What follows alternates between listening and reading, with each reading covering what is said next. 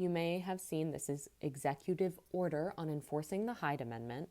This was released on January 24th. Let's break it down a little bit. Because the Hyde Amendment, we can agree, is atrocious, but it is not anything new. For nearly 5 decades, the Congress has annually enacted the Hyde Amendment and similar laws that prevent federal funding of elective abortion. And we need to remember what the definition of elective abortion is, because a lot of people use very different definitions. In this case, elective is anything where the pregnant person's life is not at risk and it is not a case of rape or incest.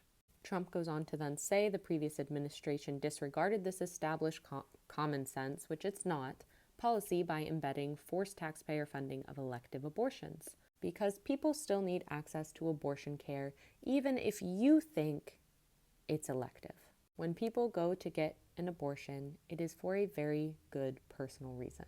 The Hyde Amendment was introduced by Illinois Republican Congressman Henry J. Hyde. It was passed in 1977, 4 years after Roe v. Wade. It was followed by a slew of annual spending bills that eventually led to federal funds being banned to be used for federal worker health plans, women in federal prisons, women in military, Peace Corps volunteers, and international family planning programs.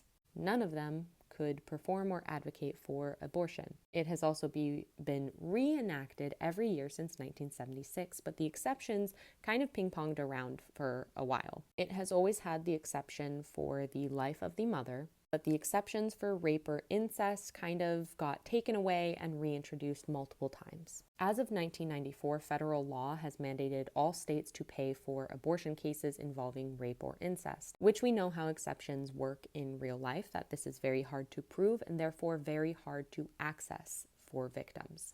On January 24, 2017, the House voted to make the Hyde Amendment permanent, affirming by Speaker Paul Ryan that we are a pro-life Congress. But this bill failed to become law, so it is continually reintroduced.